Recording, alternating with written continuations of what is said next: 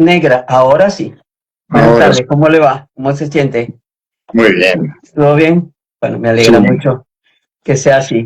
Buenas sí. tardes a todas las personas que se reúnen con nosotros este día jueves 7 de julio, en el cual conversaremos nuevamente con José García Peñalver, psicólogo y psicoanalista. El tema de hoy es el análisis filosófico y psicoanalítico de la película El Cisne Negro. Nuestro título es El Cisne Negro y la obsesión por el doble. Bueno, una vez más lo conseguimos. ¿Cómo se encuentra usted? Muy bien. Estaba pensando en la obsesión por el doble, Ok, luego también la obsesión por la perfección, que ahora vamos a ver. también, sí. Entonces, sí, eso igual va a tocar Sí, a pero yo creo muchos que más. la percepción de la madre, la percepción de la mamá, que se lo metió desde niñita, ¿no? De hecho, bueno, quien vio la película se da cuenta toda la forma de vida de Nina y cómo es el espejo de la madre permanentemente lo que ella desea, ¿no? Sí, doctor, yo creo que la castración de esa madre fue terrible. No sé, ¿qué opina usted?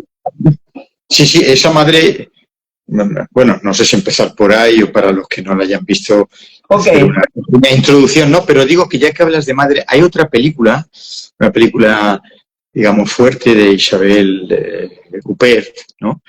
Eh, la protagonista francesa, que es La pianista. La pianista, donde ahí, bueno, se ven unos paralelismos entre esas madres asfixiantes, extravagantes, ¿no? Que no dejan respirar, iba a decir, entre comillas, a las niñas mujeres. Aquella era una concertista de piano muy famosa y aquí estamos viendo esta bailarina, que bueno, pues que las madres las tratan como niñas y literalmente pues las infantiliza. Entonces sí, el tema de la madre es muy recurrente en el cine. Esa es otra gran película, ya que la he mencionado para los cinéfilos, considerada un poco fuerte por algunas escenas que tiene, pero un peliculón, peliculón.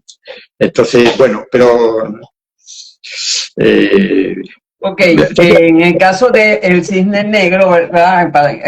En términos generales, es sí, una chica que tiene una madre frustrada de bailarina y busca en la hija cumplir su deseo de ser grande. Para sí, ello, pues, toda su vida la manejó como su otro yo. Ella era su otro yo. Creo que es el ello. Ella es el ello, ¿verdad? Representa el ello en esta película. Quien busca permanentemente ser el fantasma de esa persona que la gobierna, que le indica qué hacer y, bueno, y que obviamente logra su cometido, porque lamentablemente cuando le piden a ella que haga el papel del cisne, del gago de los cisnes, donde hay un cisne negro, que es todo lo dionisíaco, hablando de mitología griega, ¿verdad? Que es el sexo, la pulsión de vida, el placer, versus el dios Apolo, que es el dios del arte, de la belleza, de la estética, de la forma, el cual Nina lo representa muy bien a Apolo, pero cuando aparece en su mente Lily como esa contraparte que ella para reconocer tiene que convertirse en una psicótica y comenzar a hacer cambios corporales como sentir ver que le salían plumas, ver que sus uñas se agrandaban, es decir, todo un proceso de transformación obviamente imaginario, pero que de alguna manera la lleva a sentir, o sea, yo creo que el proceso de individuación del que habla nuestro amigo Carl Jung no es posible que Nina lo logre.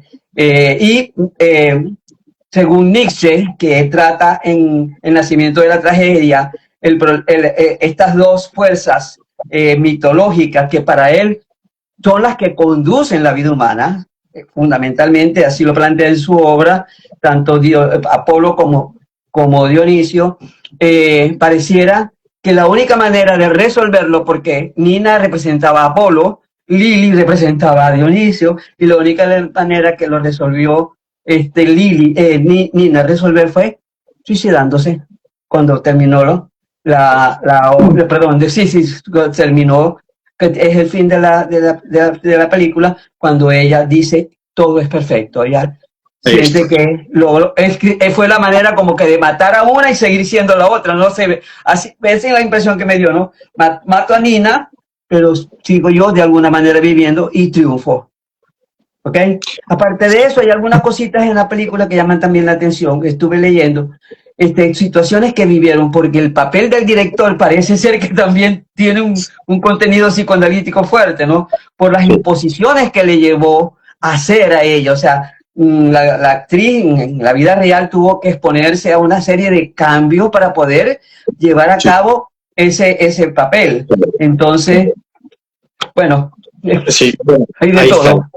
Ahí está ese punto de artista, ¿no? Que es Natalie Portman, que lo aborda. Es verdad que has lanzado una serie de ingredientes que, bueno, vamos a meter el diente en un tiempo limitado y espero que la mayoría de nuestros seguidores... Pero yo tengo preparado por aquí un set de preguntas para usted, porque para facilitarnos precisamente el poder ir desarrollando, ¿no? Eso fue breve de introducción. Sí, a ver, claro, tratando de preparar este encuentro, es una película muy filosófico-psicoanalítica o muy filosófico-clínica, de psicología clínica o de incluso de clínica psicológica, pero yo no quería llevarlo tanto por ahí, que lo vamos a llevar, es decir, que Nina tiene un trastorno de personalidad disociada, es decir, un trastorno psicótico, como podemos ver. Yo también quería darle el matiz para que todos tuviéramos ocasión de, ya que se habla ahí, que aparece mucho de espejos, de un poco mirarnos en el espejo por, ¿cómo diríamos?, por el precio a pagar en algunas personas, a veces muchas, por tratar de ser perfecto. Entonces, si o mostrarnos perfecto, sobre todo en esta era en la que estamos viviendo de tantas pantallas, ¿no? Exacto, ahí, claro. El tema de como las pantallas, los algoritmos, pues todavía nos empuja más a eso. Si las películas que hemos visto antes, maravillosas, ¿no? Matrix, el show de Truman, es verdad que de alguna forma tocábamos aspectos de la realidad y también la verdad, ¿no? La verdad del ser, la autenticidad. Creo que en el Cisne Negro, viéndolo de la otra manera, no solo de un trastorno psicopatológico grave, un trastorno psicótico, creo que podríamos reflejarnos para poder trabajar algo que probablemente reconocemos en nosotros o reconocemos en algún aspecto, y es esa cuestión de la perfección. Decía hacer preguntas, no sé si comenzar por ahí. Tenemos... Sí, claro. Bueno, voy a lanzarle una pregunta, ¿no? La primera es, ¿todos tenemos un cisne negro? Claro, ahí estamos con la metáfora. Blanco. ¿Tenemos esa dualidad en nuestra manera de ser, de actuar ante la vida y ante los demás? Ya. ¿O somos selectivos ante nosotros? Siempre somos cisne blanco o cisne negro y ante los demás somos cisne negro, quizás. Puede ser. Claro. Bueno, antes tú has introducido a Carl Gustav Jung, al psicoanalista. La sombra, ese arquetipo muy conocido por casi todos y, por cierto, bastante divulgado ahora en redes, que creo que da mucho juego, ¿no? Hablar de sombra. La sombra en este caso es Nina, ¿verdad? Es Lily, ¿verdad? La sombra es Lily, ¿cierto? A ver, yo lo ubicaría en esa dualidad que tenemos en Nina, ¿no? Ahora veamos el simbolismo del cisne blanco y el cisne negro. Es verdad que Nina va a ser ese otro de carne y hueso exterior donde ella se va a encontrar amenazada. Pero, digamos, bueno, lo que tiene que quedar claro es que, hablando ahora en general y metafóricamente en función de lo que me has preguntado, todos tenemos un cisne blanco y un cisne negro, pero no son dos personalidades. Es decir, no estamos hablando de un trastorno disociativo de personalidad, un trastorno grave de personalidad. Claro. Teniendo en cuenta que es el lago de los cisnes, ¿no? Esa tan bonita, que es el director de la película, no el director que aparece en la película, que es el que quiere contratar y contrata a esta nueva bailarina, ahí vamos a ver que ella, Nina, era la bailarina perfecta, era el cisne blanco en el sentido que simboliza a nivel metodológico de una forma extraordinaria el hacer las cosas bien, el hacerlo, el cumplir las expectativas del otro. La sobreexigencia inclusive, la sobreexigencia inclusive, ¿eh? Claro, claro. Excesivamente responsable, pero para cumplir las expectativas del otro. Aquí el otro es la madre, Erika, que por cierto el nombre de la madre Erika es el nombre que tiene la protagonista, esta Isabella Huppert, en la película que he dicho de la pianista. Bueno, entonces, cumplir las expectativas del otro, agradar, por decirlo así en términos más cercanos, y sentirse aceptado, eso Nina, como cisne blanco, lo hacía de maravilla, a nivel técnico como danzarina y a nivel de ser una buena hija. Claro, el cisne negro, insisto, no para hablar de un trastorno disociativo de personalidad, que lo tiene, podríamos llevarlo por ahí, porque ahí rompe la psicopatología por esa situación de tensión extrema, justamente va a representar lo que tú has comentado a nivel, si quieres, más filosófico, mítico, aquello más dionisíaco, aquello más espontáneo, el propio deseo, la creatividad, la sensualidad. El desorden. Dionisio en la mitología griega es el desastre total. Claro, claro, pero aquí vamos a llevarlo no en el tema del desastre, sino la espontaneidad, la sensualidad, la agresividad, la capacidad incluso de improvisar. Y en eso Nina pues estaba en pañales. Entonces yo diría que el problema de ese cisne blanco y negro, como estamos diciendo, surge precisamente, y aquí vamos a referirnos a Jung, de su arquetipo de la sombra, cuando intentamos eliminar una de esas partes. Es decir, no podemos vivir sin una de esas partes. Entonces, bueno, no sé, por poner ejemplos actuales, ya que he dicho de agradar, pues una persona, hombre o mujer, que intenta agradar siempre a todo el mundo y termina por acabar frustrado o frustrada, y un día, pues no sé, rompe, que incluso puede tener un brote psicótico. Entonces, reprimir tanto una de esas áreas, reprimir excesivamente esa sombra junguiana, lo que va a darnos es un problema psicopatológico. Nina no puede convivir con ese otro lado. Era la niña perfecta, la bailarina perfecta, la eterna hija siempre dependiente de la mamá. Y justamente cuando el director en la película la lleva, bueno, los dos directores, porque o sea, el director que hace la película y el papel, ahora no me recuerdo. Y el que hace el papel del director. El director que lleva la obra de El lago de los cisnes, tú piensas que ella la lleva a esa sensual, ahí donde aparece, ¿cómo era? Lili. Esa otra que ella ve como una rival porque es más espontánea, más sensual, ¿no? Ahí es donde ella, digamos, en paranoia. Pero es verdad que el director, sin conocer esta tal vez dificultad que tenía Nina, la bailarina perfecta, la lleva a ese cisne negro en el sentido de esa parte de la persona que estamos hablando, que a ella la rompe, a ella la destroza. Bueno, has comenzado el final, esa frase es terrible, ¿no? De al fin todo perfecto, al fin lo hecho perfecto. Todo perfecto. Bueno, para no, digamos, enrollarme más, o pasamos a otra pregunta o comentas. Mira, otra pregunta es, la madre, o sea, ¿qué tanta culpabilidad tiene la mamá en esa Nina que no es capaz de vivir por sí misma, sino a través del espejo de la madre? ¿Es controladora la madre o es castradora la madre? ¿O es todo eso a la vez? No, todo eso, claro. A ver, aquí la madre, tratando de proteger a la hija, se pasa al otro extremo.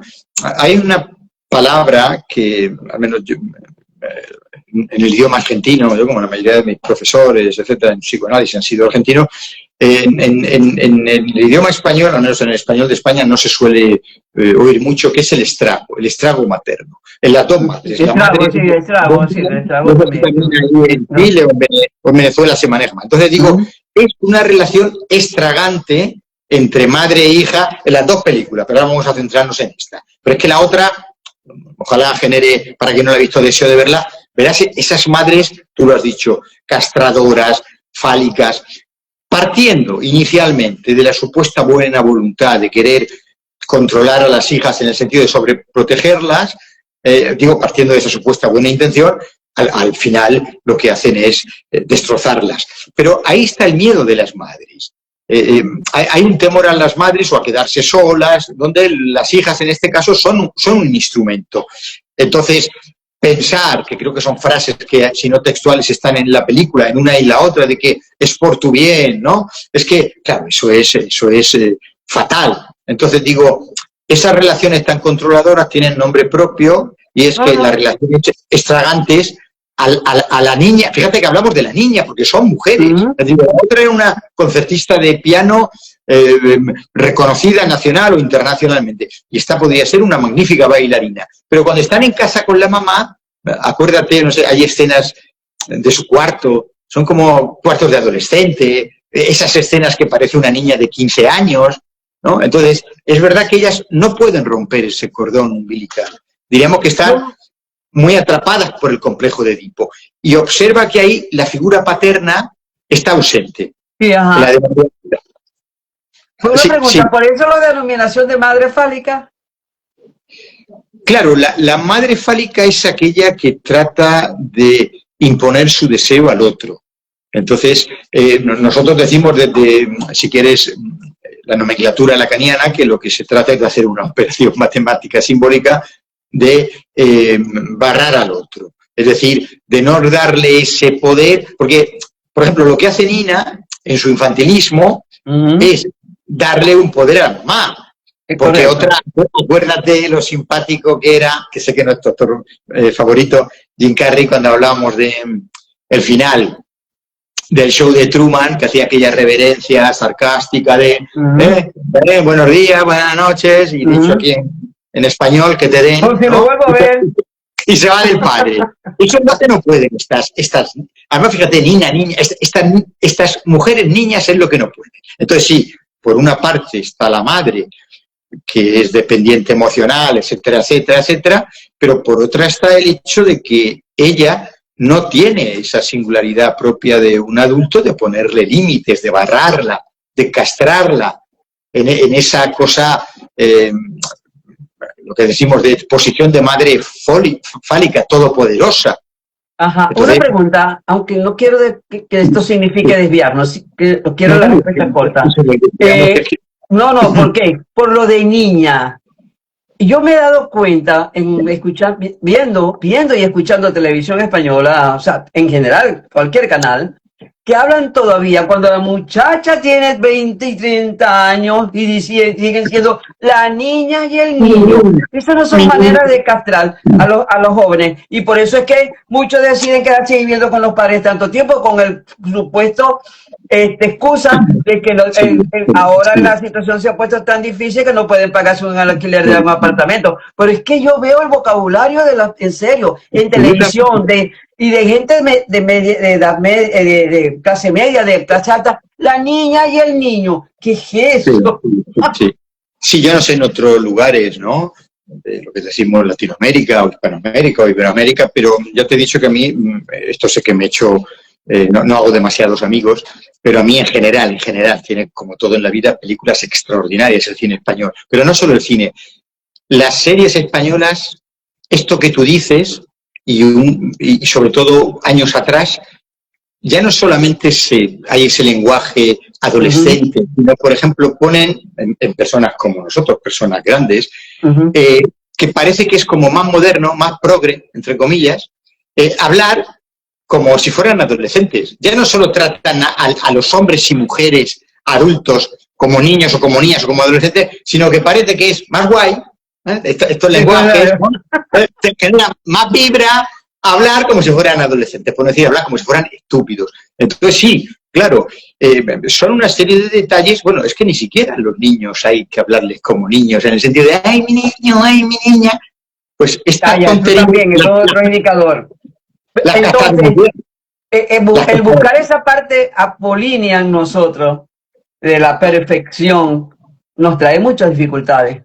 Muchas dificultades, sobre todo si eso supone, ahí hablamos ya de esa instancia psíquica del super yo, que decir el status quo, lo políticamente correcto, lo que toca, lo correspondiente, las normas familiares. Entonces, claro, digamos, en ese mundo, en esa especie de constelación de Nina, en esa casa de la madre y de la hija, pues ahí, además tú lo has dicho muy bien, además es que tenemos a la madre que era una danzarina que de no mucho éxito, no sé si fracasada, ahora no me recuerdo, pero desde luego no tuvo la Pero no había brillante. sido lo que ella había querido ser, o sea, en términos Claro. de notoriedad como artista.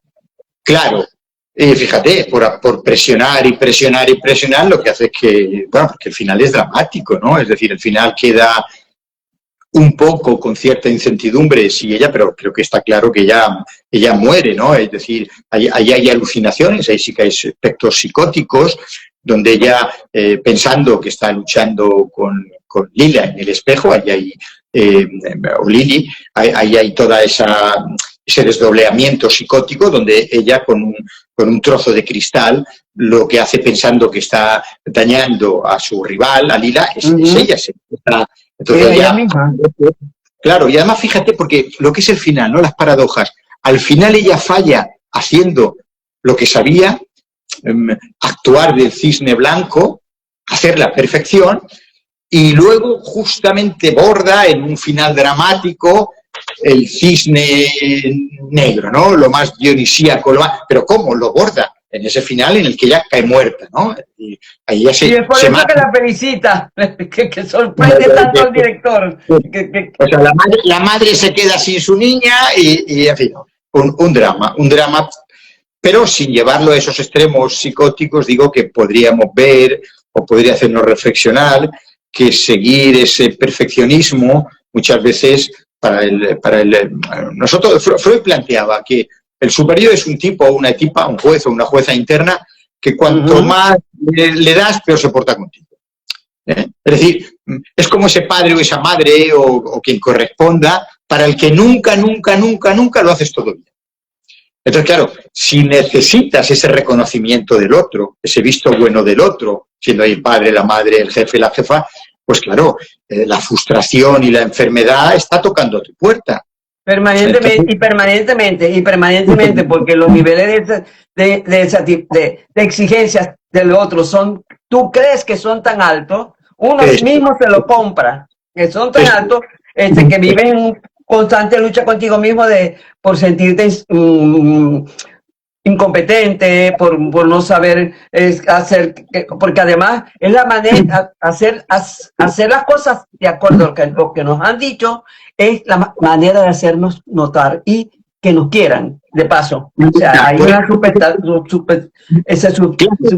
el amor del otro a lo que yo hago para satisfacer al otro. Pero ves que hay siempre un par, digamos una dupla. Nosotros hablamos de sadomasoquismo, es decir, no hay lo uno sin lo otro. Esto es un poco a lo mejor más complejo o no tan complejo de explicarlo. Pero lo que quiero decir es que por muy dura, por muy fálica que sea la madre, ¿no? Por muy castradora que sea la madre, si la hija está en una posición de individuación, de subjetividad, de construcción de su ser, pues la va a poner un límite. Entonces, digo, sí, frente a la voracidad de la madre está la infantilidad, en este caso de Nina o del sujeto. Entonces, claro, digo que deberíamos, por plantearlo de esta manera, cuando ya no es una niña o no es un niño uno, repartir responsabilidades. Lo que pasa es que yo creo que ella no logró sentirse adulta. Yo creo que ella no logró sentirse adulta nunca. Y es ahí que por eso es que esa lucha y toda esa ideación que tuvo con Lili, porque es una alucinación, es decir, ella cae en una psicopatología grave. Es decir, se va a la psicosis, hay alucinaciones, es decir, cae en la patología más grave, la neurosis y la perversión. Neurosis es lo que más o menos... ¿Cuál es el límite a nivel de familia, de padres, relación padres e hijos? El límite que hay que un padre y una madre tiene que tener en cuenta para no generar en los hijos esa situación como la que vivía Nina. Yo te remitiría que es cómo han elaborado su propio complejo de Edipo. Tú misma estás viendo que ahí lo que la madre trata de desplazar en la hija son sus deseos frustrados. Es decir, igual la abuela de Nina, no lo sé, por decir algo, la madre de la madre o quien fuera, pero digo que la cuestión es que si no lo pueden hacer, o no lo saben hacer, o no lo quieren hacer, Nina, en este caso, debería debería crecer como adulto. Si no tiene el espacio para hacerlo, dependiendo del tipo inclusive de relaciones que ella haya tenido. Porque los padres pueden decir, yo siempre quise lo mejor para mi hijo. No pensando en que quería dominar a mi hijo y que fuera como yo, sino yo quise lo mejor para mi hijo. Pero no podemos depender ni siquiera de ese buen hacer, de la función paterna o la función materna. Digo, ya Freud, igual en algún momento hablamos del complejo de Edipo, porque que creo que es muy interesante y romperíamos ciertos prejuicios. Entonces Freud, en ese triángulo, por así decirlo, hay un reparto de responsabilidades. Padre o función paterna, función materna, pero luego está la criatura, que luego deja de ser criatura. Quiero decir, Nina, ¿ya ves? El lapsus. Nina no es una niña, es una mujer hecha y derecha, pero actúa como un infantil sujeto. Entonces, no puede romper esa dependencia emocional tan fuerte con la madre. Te digo, y mira que se le dan oportunidades en la vida. Hubiera sido interesante haber puesto en esa película un psicoanalista que le hubiese ayudado a Nina. No convertirse en psicótica. En serio se lo digo, no en broma, ¿eh? Te lo digo en serio. Sí, pero fíjate, ya que has tocado esto, ya que estamos hablando de psicopatología grave, es decir, de psicosis, vamos a Lacan, que se puede entender, al menos en la frase es mejor. Justamente ahí, a un psicótico, lo que le falta es la presencia, una presencia significante o una presencia importante de la función paterna. En el neurótico podemos decir que hay diferentes tipos de papás, ¿no? O un papá demasiado ausente, que no sirve mucho. Un papá, llega a decir incluso Lacan, demasiado enamorado de la madre, es decir, de su mujer, que tampoco le sirve. Y luego tenemos el otro papá, que siempre es otro extremo, demasiado autoritario, cuando lo es. Entonces, quiero decir que hay diferentes tipos de padres que pueden fallar. Pero en el devenir más neurótico, en que uno quede neurotizado, que es la gran parte de la población mundial. Pero a la hora del psicótico, lo que falta es un elemento primordial de la cadena significante. Es decir, hay algo que no está. Digamos que ya hay un defecto en lo significante. Claro, tenemos que explicar un poco esto tal y como lo plantea Lacan. Es decir, hay un significante importante que falta. Entonces, ya a nivel estructural, y fíjate que en esta película, como en la otra que digo de Nina, los padres literalmente brillan por la ausencia.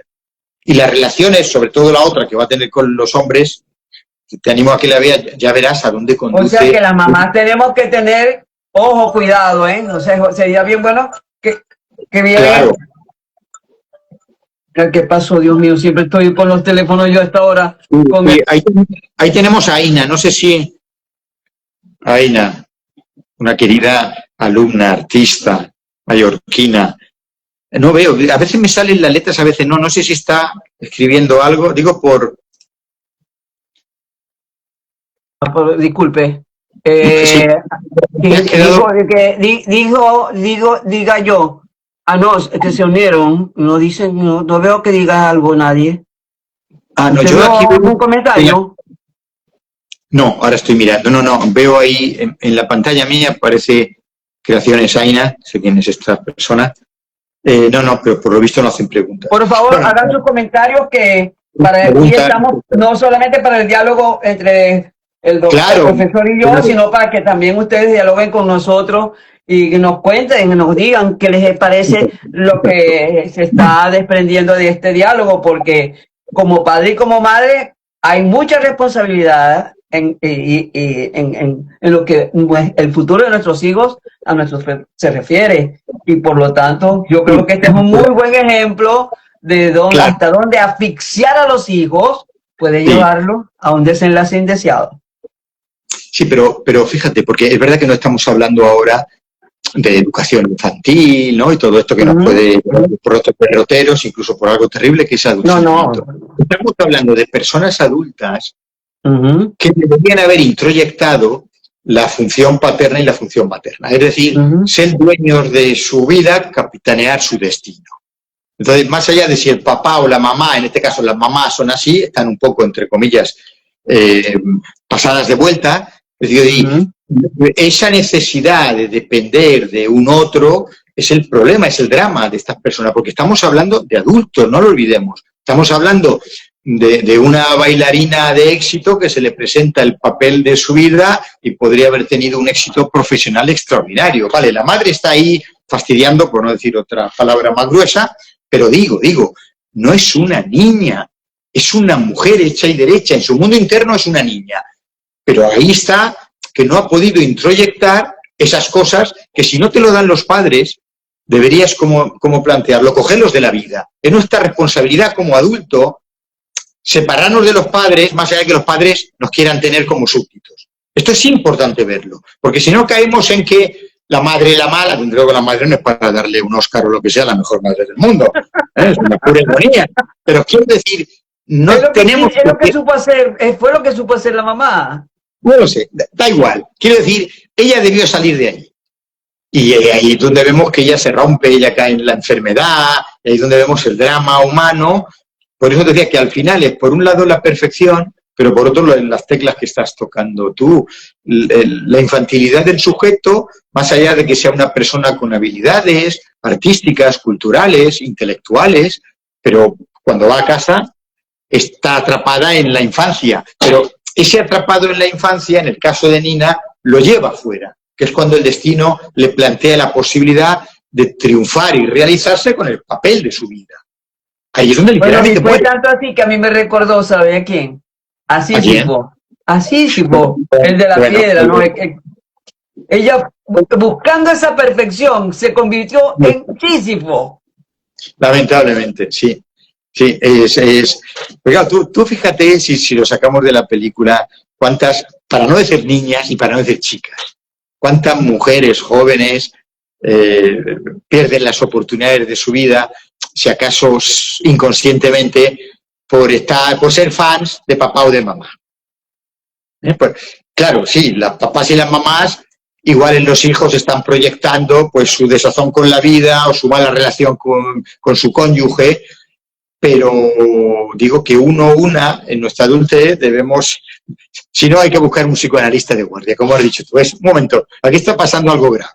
Psicoanalista de guardia, como la farmacia de guardia, ¿se acuerda? Dice aquí, claro. Creaciones, Aina dice, es un trabajazo personal para romper con esa cadena de expectativa de los padres hacia los hijos, hijas. Se acumulan generaciones de esta actitud y eso es verdad. Y se va transmitiendo. Y analizando la familia se da cuenta que muchos adolecen de ese mal, ¿sabes? Yo conozco familias así. Claro. Pero quiero que no hay más por aquí. Ok, otra pregunta entonces que le quiero hacer porque la tenía por aquí. Sí. ¿Dónde termina la autoexigencia sana y comienza el perfeccionismo enfermizo?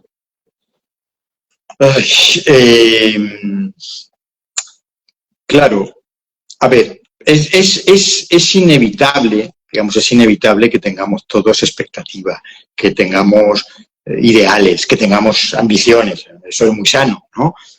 Y todos necesitamos, no sé, proyectos, aspiraciones, metas, ambiciones, aunque, bueno, para no irme por ahí, que a veces eso en según qué lugares tiene una connotación peyorativa, lo de tener ambiciones, pero la cuestión frente a la pregunta... Doctor, perdóneme si tiene connotaciones negativas el tener ambiciones. La ambición no significa el ambicioso, no. Ambición.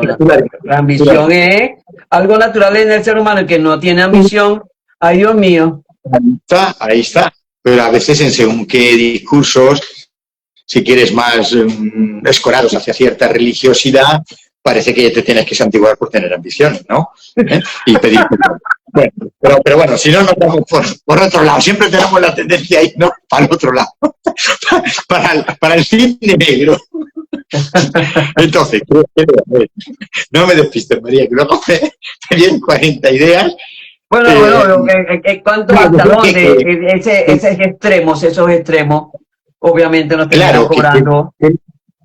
No, eso lo que creo que es de sentido común, que el problema, una vez que le hemos dado esa categoría sana, sanísima y humana de tener ambiciones, aspiraciones, que el problema es cuando, por así decirlo, confundimos nuestro valor como personas, confrontándolo o en una lucha de alcanzar unos ideales. Es decir, cuando el ideal, que muchas veces es inalcanzable por definición propia, lo que hace es que te sientas primero frustrado y luego incluso deprimido o deprimida. Es decir, cuando el ideal empieza a esclavizarnos. Pero digo que de entrada... Okay. Claro, eso es lo que tenemos que ver. Entonces, nosotros, digamos, técnicamente, a nivel de la construcción del aparato psíquico, ya desde la segunda tópica de Freud, etcétera, sabemos que hay un habitante en nuestra casa psíquica, que hay que tener cuidado con él, que habla mucho Slavoj Žižek, que es el superyo. Entonces, el superyo es el que va a tener siempre, va a ser como 10 veces la madre esta de la pobre Nina, ¿no? Es decir, que hoy está muy exacerbado ese super yo con los mensajes que nos envían. Dios mío. Claro. He citado a Slavoj Žižek porque como crack mundial de la filosofía y el psicoanálisis, vivido y coleando mediático, él plantea, él habla de la pornografía del superyo. Aquí podemos hacer análogos o bastante sinónimos superyo ideales. Es decir, si nos pilla por banda esa cosa insaciable que nos autoexige ser perfectos, lo que debemos saber es que nunca vamos a poder estar frente a ese ideal. Y por hacerlo metafóricamente, frente a esa madre interna, frente a ese padre interno, frente a ese juez o jueza interna, siempre lo vamos a hacer mal.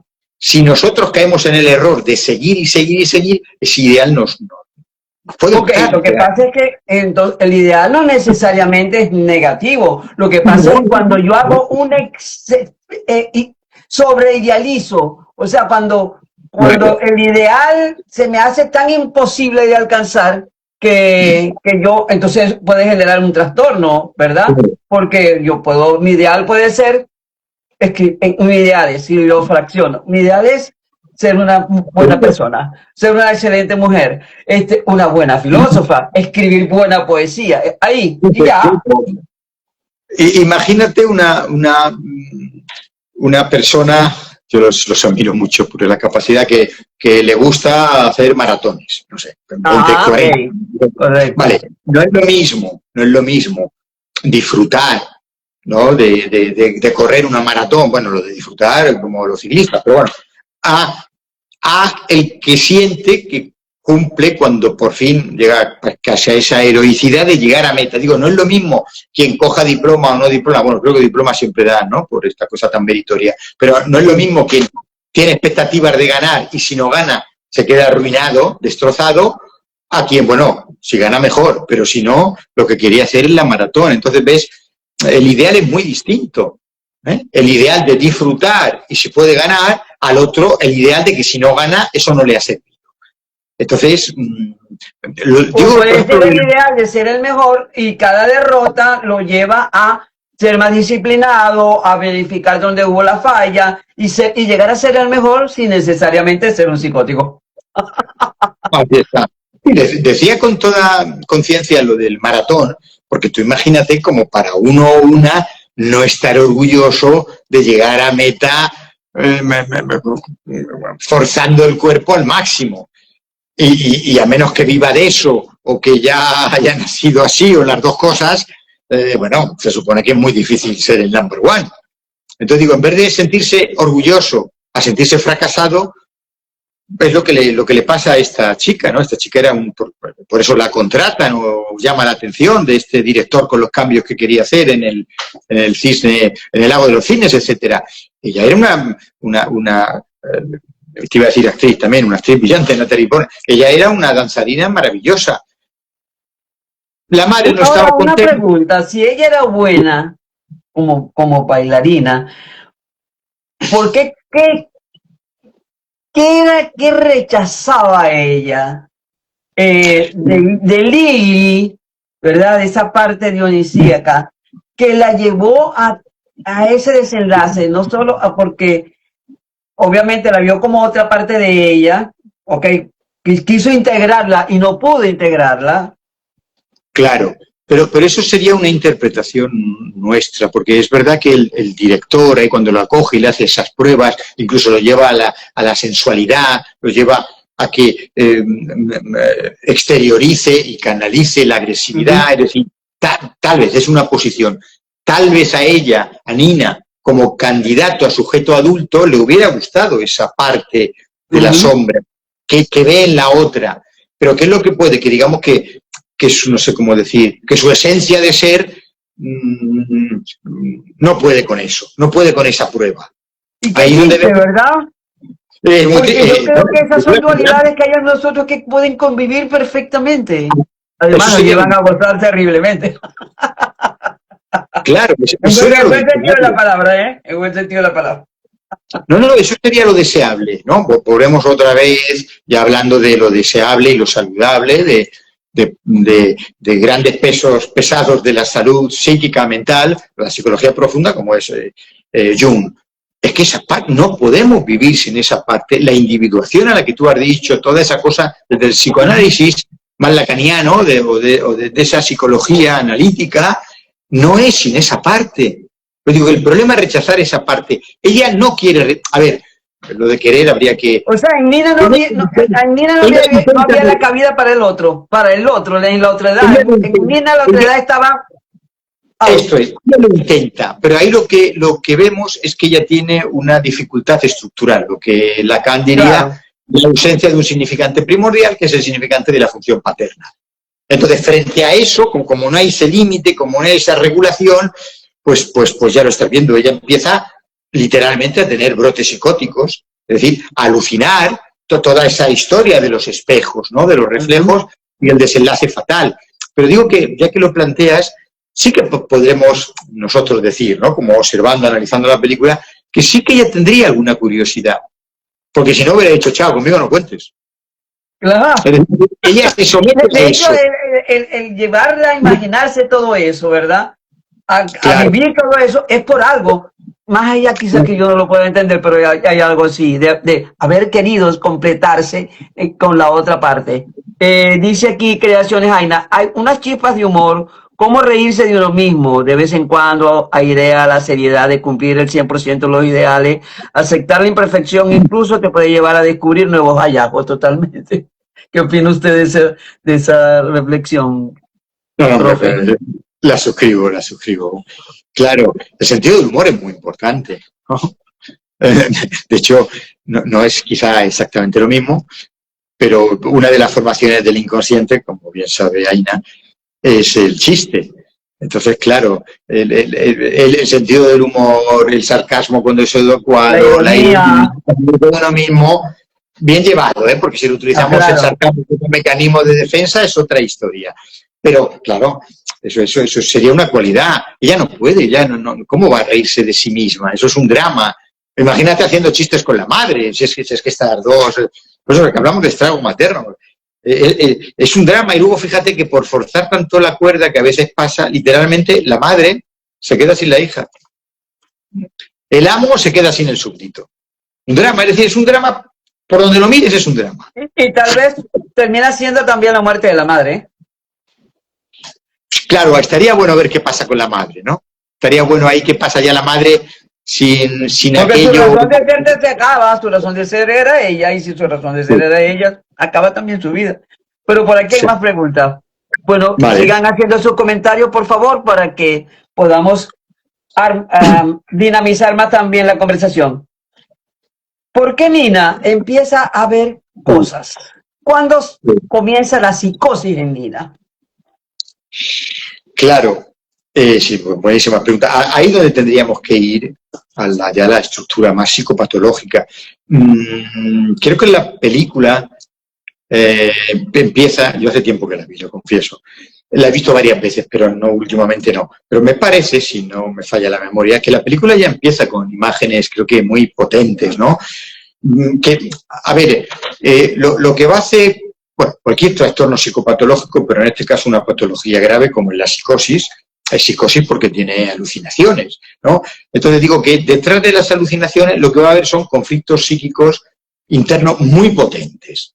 Es decir, no es lo mismo un conflicto psíquico, como hablábamos en su momento, neurótico, a psicótico. Es decir, el psicótico ya estructuralmente pues rebasa lo que podría ser una especie de andamiaje para andar por la vida. Entonces, claro, por eso hablamos de diagnósticos clínicos correctos como una psicosis que la tiene o un trastorno disociativo de personalidad. Pero yo creo que lo importante, volviendo a este personaje de la película, que no puede servir como caso clínico, lo importante y lo interesante es comprender, y yo creo que sensibilizarnos, ya que tú estás hablando de hijos adultos y de madres y de padres, que cuando una persona, adulta cronológicamente o no, vive sometida a una tensión extrema, como es el caso, ¿ves? Te iba a decir como esta niña, ves que es muy difícil no apiadarte de ella, porque es una niña, es una mujer hecha y derecha. Entonces, es decir, cuando una persona vive sometida una mujer que no dejó de ser niña. Claro, su mundo interno, digamos, llega a tal punto que la realidad lo invade porque no la puede simbolizar. Yo creo que el cine, o esta película en concreto, pero esta película en concreto representa de una manera magistral, dramática, terrible, mediante esas imágenes que hay, pues digamos todo el lenguaje cotidiano, interno, que hay en esa tensión, en esa dialéctica brutal, por no poder simbolizarla con palabras y por no poder, por decirlo metafóricamente, cortar ese cordón umbilical. Entonces, claro, esta película invita a un examen de conciencia. Para mí invita a un examen de conciencia entre padres. Sirve para hacer un examen de conciencia entre padres e hijos. Para mí. Vea. Entonces, ahí lo que tenemos... Ahora que lo escucho, una de las cosas que, discúlpeme, que me llamó la atención y que pienso, me acordé de Sartre. ¿No? Él tenía una frase que decía, Jean-Paul Sartre, existencialista, para los que no lo conocen, él decía, los otros son el infierno nuestro. El infierno de la mirada, me parece. El otro o los otros son el infierno, ¿no? De la mirada o algo. Okay, claro. Entonces, esto es. Entonces, aquí está clarísimo también, ¿no? esa percepción. Claro. Lo que pasa es que la pregunta que tú me hacías, ¿por qué Nina? ¿No? ¿Por qué Nina empieza a ver cosas raras o por qué empieza a ver, por decirlo así, cosas que no existen? Porque ella está luchando contra sí mismo en ese espejo y un trozo de ese espejo lo que hace es que le sirve de puñal, es decir, está alucinando. Entonces digo, esa realidad la invade porque ella no puede simbolizar. Es lo que clásicamente hacemos matices en el psicoanálisis, ya Freud lo hacía, ¿no? Porque tampoco es que el neurótico se lleve 100% bien con la realidad. Pero es verdad que se lleva especialmente mal el psicótico con la realidad. De hecho, por así decirlo, hay una invasión de lo real o de la realidad que lo que provoca son delirios, en este caso alucinaciones, es decir, cosas que no existen, pero sí es su mundo interno. Pues digo, ahí se ha roto ya lo simbólico. Entramos en una psicosis. Pues digo, esta chica, hablando en serio, en ese momento, ni con un psicoanalista de urgencia, en el sentido tal vez contenerla, pero tú imagínate el tratamiento para poder reconstruir todo un andamiaje que está, más querido, destrozado. ¿Por qué? Pues porque hay esa falta de significantes primordiales, hay esa falta de elementos en una cadena significante en el mundo simbólico que brillan, nunca mejor dicho, por su ausencia. Entonces nosotros lo que vemos es... resolver su falta, ¿verdad? No, para nada.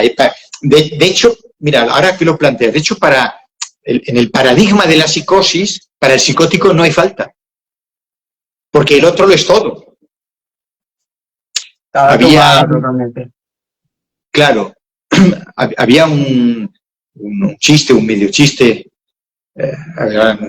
no recuerdo mucho, pero bueno, creo que era como, volvemos al tema de los niños. Había, entre comillas, ya como las comillas parte del chiste, había un niño de 38 años que padecía de psicosis, que la madre lo lleva al psiquiatra y el psiquiatra habla con la madre porque el niño de 38 años nunca hablaba y en un momento dado el niño hombre se dirige al psiquiatra y le dice algo.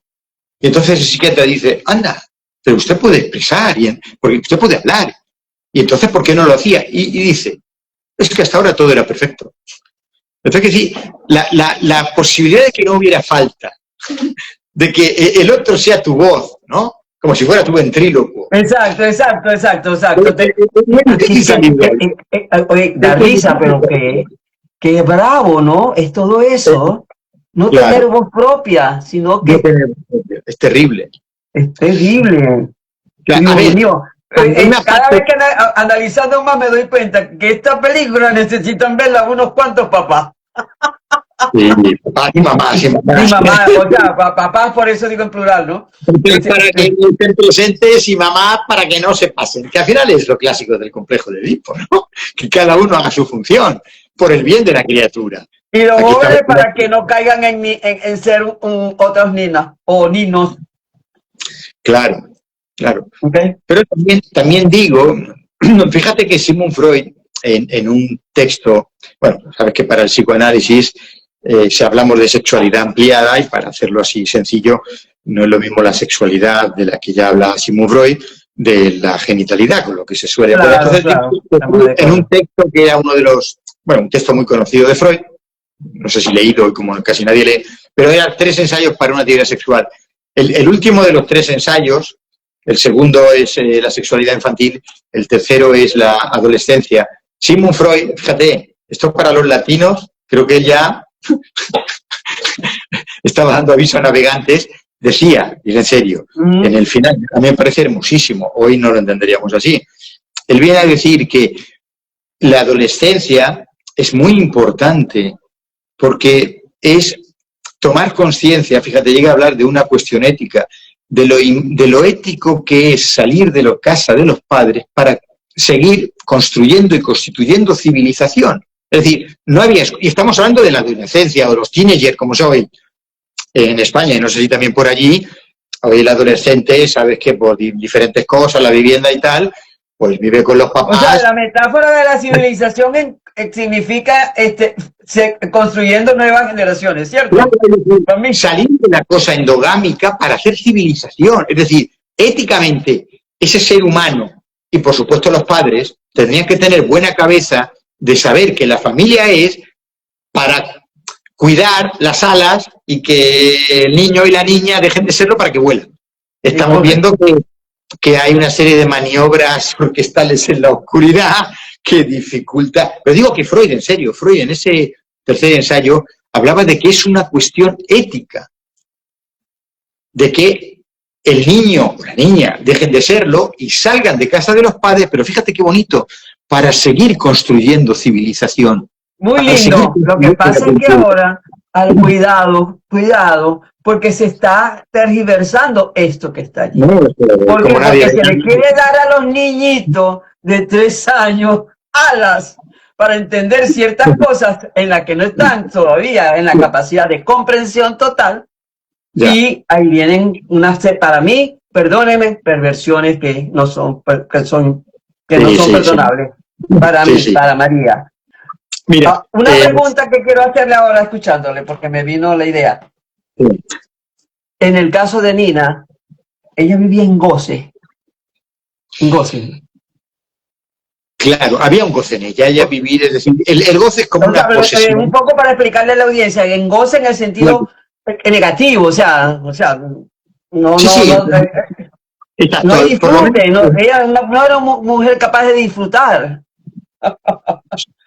Claro, el goce, estoy hablando ahora de la disciplina psicoanalítica, cuando utilizamos la palabra goce, que viene del francés jouissance, para hacerlo a veces fácil, porque es muy difícil, es una paradoja. Es como cuando hablábamos del síntoma. El síntoma tiene sentido, pero uno lo vive como doloroso, como frustrante, etc. Entonces, hablar de que es una satisfacción incómoda, tenemos que manejar bien, bueno, tú como filósofo lo ves, paradojas. Entonces, es una satisfacción inconsciente. Es algo del sujeto, vamos a plantearlo así, que siente placer, aunque lleve al sujeto al máximo grado de displacer. Entonces, claro, bueno, en cosas más cotidianas. ¿Por qué si sabemos, lo hemos dicho muchas veces, por qué si sabemos que esa pareja no solo nos hace feliz, sino que nos hace sufrir, y luego él o ella saben que además están repitiendo historias? ¿Por qué si sabemos todo eso? ¿Por qué si todo eso lo tenemos en mente? repetimos las mismas historias de fracaso y dolor. Eso tiene que ver con el goce. Esa repetición, es decir, la persona, aunque lo sepa cognitivamente, eligiendo a alguien que no le conviene, o peor, eligiendo algo que lo hace sufrir, o algo que lo hace dañino. Esa es la compulsión a la repetición. Lo que pasa es que quizá mucha gente no se da cuenta de que tiene esa repetición, sino que lo escuda en otras cosas. Yo, por ejemplo, en este tipo de relaciones de pareja, o lo que hemos ido hablando en todo el tema de relaciones hombre-mujer, porque ya decíamos que cuando hablábamos del amor líquido y tal, a veces no hay nombre, pero bueno, cuando se relacionan, lo que sí que saben, o al menos lo suelen decir en la clínica, y ahí no piensas que solo son las mujeres, o por lo menos la experiencia que yo tengo, también los hombres, de que saben en algún momento que están repitiendo algo, una vez que han pasado el deslumbramiento, la ceguera de ese supuesto enamoramiento, la química, cuando dicen si la hay, que eso dura poquísimo, se dan cuenta de que, no, si más o menos es como la otra, o más o menos es como el otro fulano que dejé, pero hay una fuerza, y digo porque te lo transmiten, de que ya, y luego a lo mejor le preguntas, ¿pero por qué sigues? Y a veces no sé si ella, o sea, bueno, hay una química, hay feeling, o sea, no saben qué decir, pero lo que se ven es abocados como a una droga, sea la que sea, que saben que no les beneficia, pero no lo pueden dejar. Eso es el goce. Es decir, tiene raíces inconscientes. Por eso que no basta a veces con saberlo, hay que trabajar. O sea, que es como una droga, el goce es como una droga. El goce es una droga. ¿Cuántos drogadictos saben que se drogan y que no las hace bien?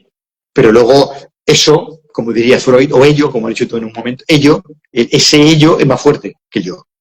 Ya vamos a factores inconscientes, nos llevaría tiempo explicarlo, pero digamos que el goce es esa tendencia a que algo en nosotros se satisfaga que nosotros sabemos que nos perjudica.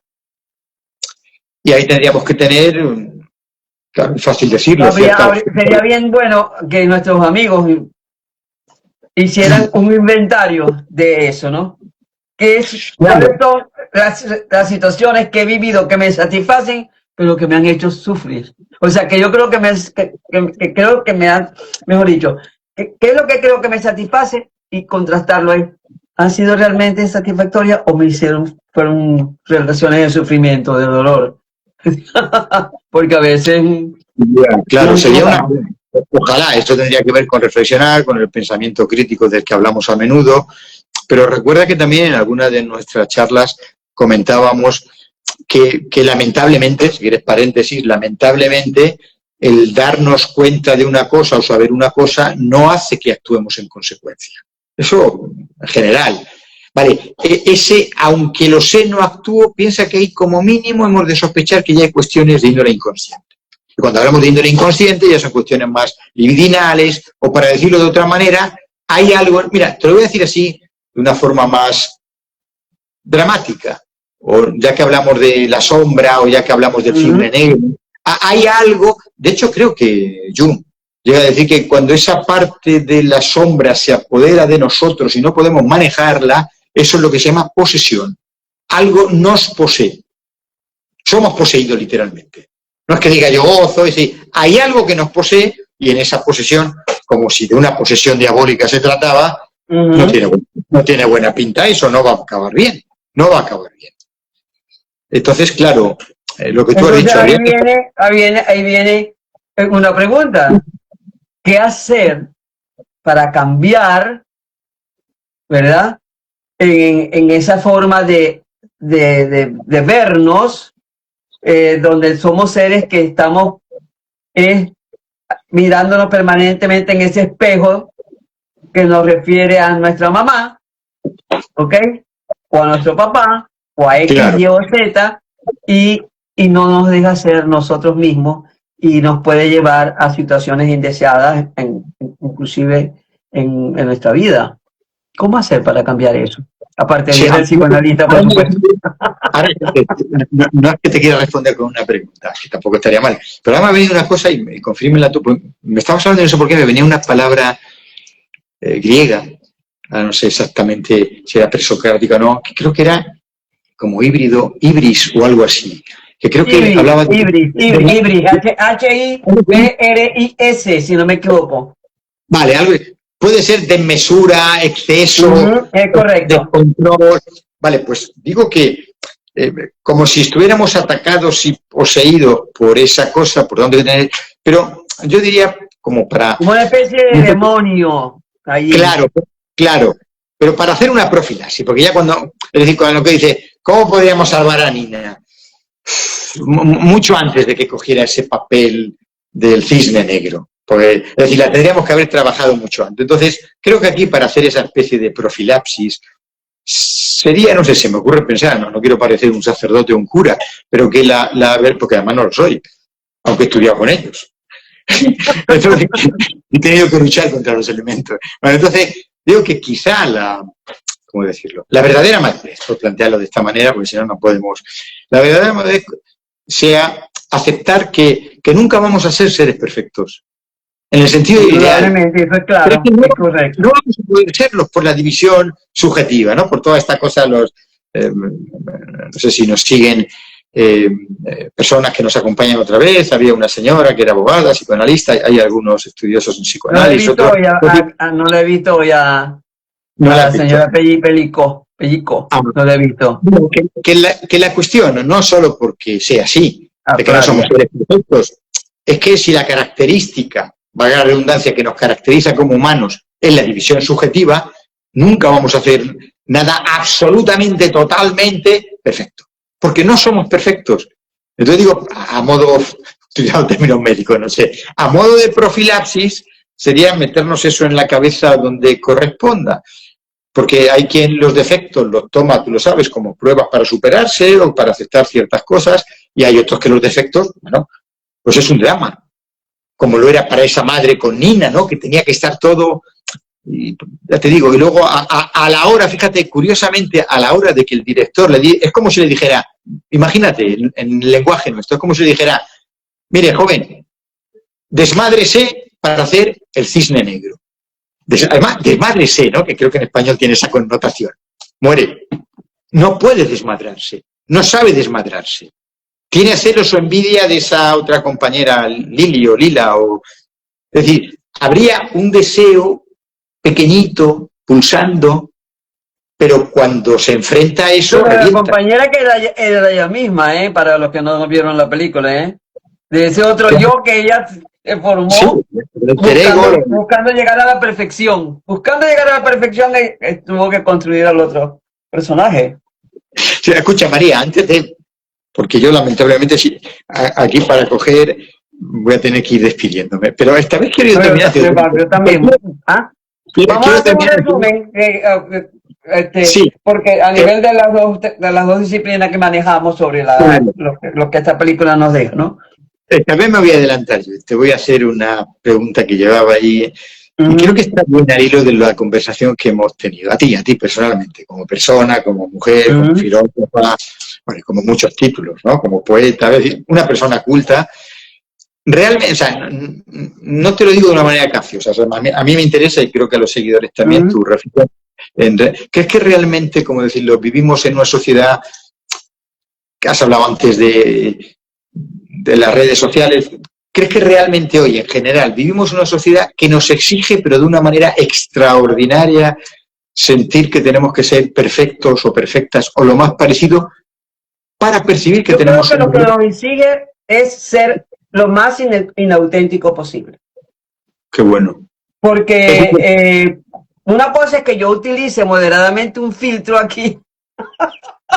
Claro. Y otra cosa es que yo utilice un filtro que me quite, que me lleve a los 10 años, a los 15, a los 20 años, por ejemplo, ¿no? Entonces, el mostrarnos permanentemente como no somos es hacer que seamos Ninas unas veces, Lili otras veces, y no ser nosotros mismos. Claro, pero si nos han metido en la cabeza, por decirlo de esta manera, ¿no? Porque vete a saber dónde está la psiquis, igual está en el cerebro. Pero bueno, para no ampliar la cosa, si nos han metido en la mente, y nosotros hemos comprado el producto, de que tenemos valor si somos extraordinarios y auténticamente perfectos a nivel de esta sociedad mercantilista, claro, deberíamos saber que el valor no está ahí. Es decir, nosotros deberíamos tener ese pensamiento, porque igual la sociedad nos lo está exigiendo casi por todo, ¿no? O sea, yo creo que hay varias cosas allí, porque una cosa tiene que ver con cómo se ve, cómo te ves tú como persona, cómo te ves. Obviamente estamos influenciados mucho cómo nos ven, ¿ok? Por ejemplo, cualquiera que vio un post que yo expliqué, que yo coloqué ayer, colocando mi mano sobre un zapato. Qué bueno, ¿verdad? qué bueno. Muy gráfico. Puede pensar muchas cosas, Varias personas me escribieron y pensaron, sigue siendo como tú eres, porque es lo que debe ser. Porque creían que yo estaba allí luchando con otro. O sea, ese mensaje era para terceras personas que de alguna manera me estaban hostigando en las redes sociales. No, ese mensaje no tenía que ver con otro. Ese mensaje tenía que ver conmigo misma. Yo he logrado lo que soy porque soy, porque tengo talento y porque he podido ser coherente durante tanto tiempo en mi vida. Por lo tanto, nadie me va a quitar eso. Eso es lo que quise decir. Fue un proceso de reafirmarme yo. Claro, ¿okay? Pero porque al valor tú le das, a tu valor le das una característica intrínseca. Es decir, no necesitas el reconocimiento, la mirada del otro. Pero estamos viendo que es desde fuera que nos tienen que decir muy bien, o esfuérzate, o tú puedes, o saca tu mejor versión. Claro, por eso digo, es como uno tiene que aprender a valorarse, que no es la falsa autoestima.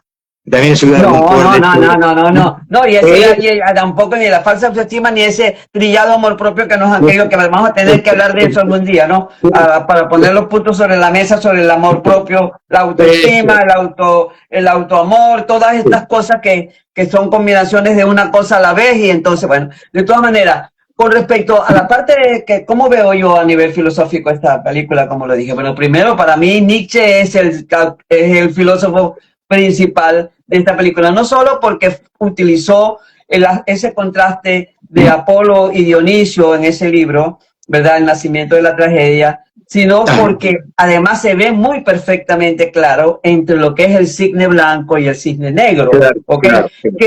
Inclusive Nietzsche decía que era uno de los grandes problemas de nuestra sociedad, porque parecía que Nietzsche era extremista, entonces no logra integrar esta parte, inclusive como crítica que le hace a Sócrates, porque dice que con Sócrates, que se olvida de lo que es esa mitología, pasa más a la racionalidad. Nosotros, como seres racionales, somos capaces de manejarnos de manera equilibrada en esas dos polaridades, que es Apolo y que el otro. Por otro lado, en el caso de Nina, la voluntad de poder. Eso la marcó. Tuvo la voluntad de exponerse a todo, de inclusive psicosearse para lograr hacer el papel de su vida, pero lamentablemente terminó literalmente matando una parte de ella que no pudo integrar, ¿ok? Sí. Entonces, ¿qué pasa? A veces nosotros como seres humanos matamos aquello que nos complementa, que nos puede ser útil. ¿Por qué? Porque nos aprendimos a escuchar, a vivir desde una sola premisa en esta vida. Y no, son muchas las premisas que ahí están allí para completarnos como seres humanos, ¿ok? Y bueno, lo demás es, para mí, algo muy existencialista también, pero no en tanto detalle como en el caso de Nietzsche, porque creo que hay un cierto fatalismo. ¿En qué sentido?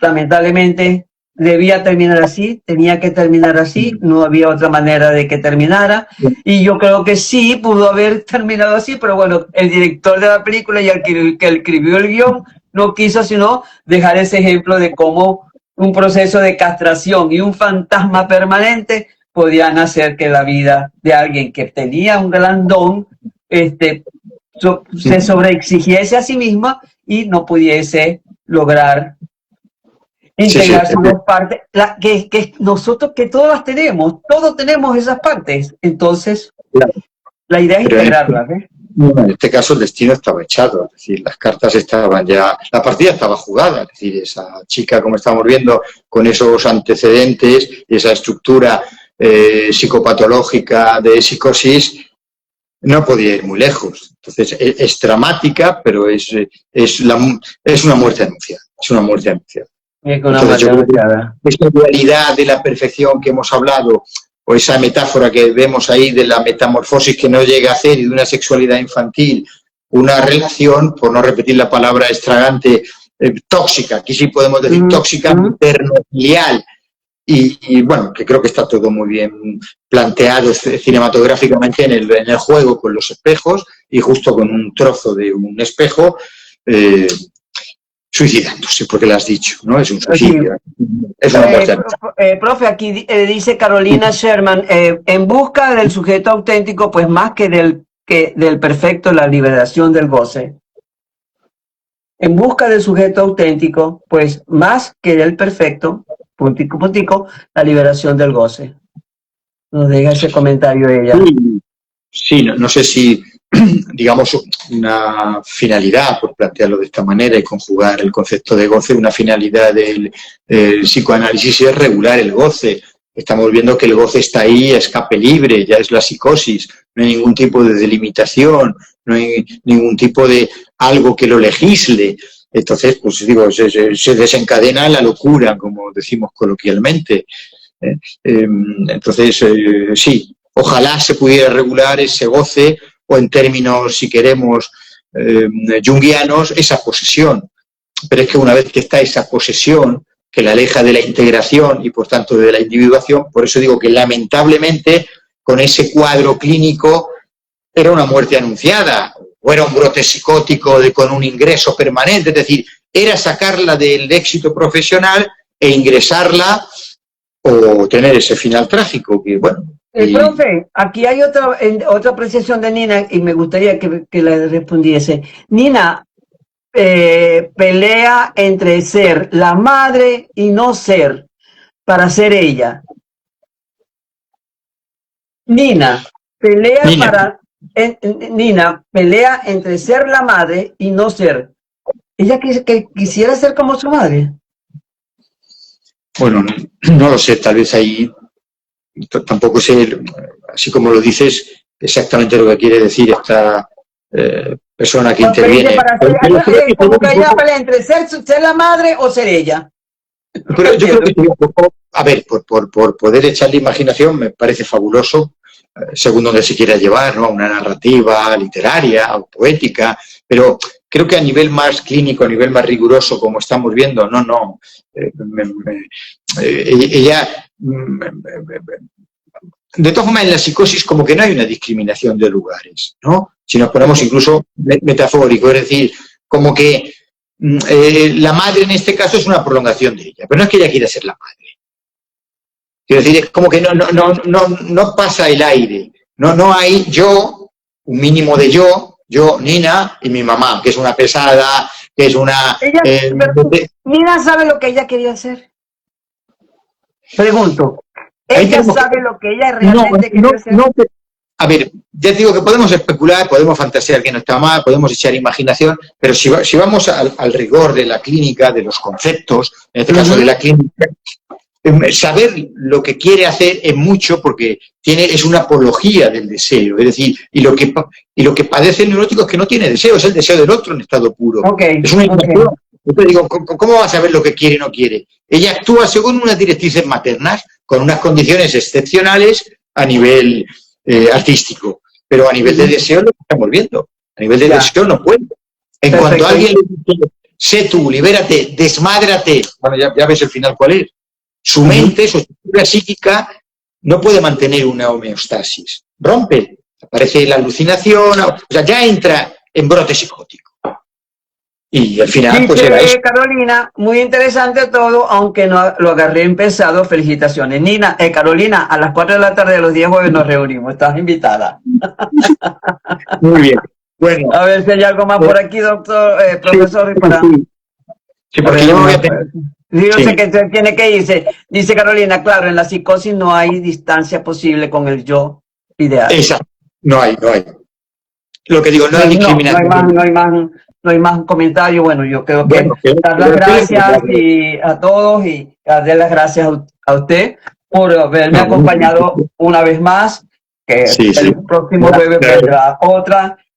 No vayamos sugiero que no hagamos ahorita pronóstico de lo que vamos a hacer para el jueves, porque mientras conversamos para usted y yo para poder ponernos de acuerdo con esto, ¿ok?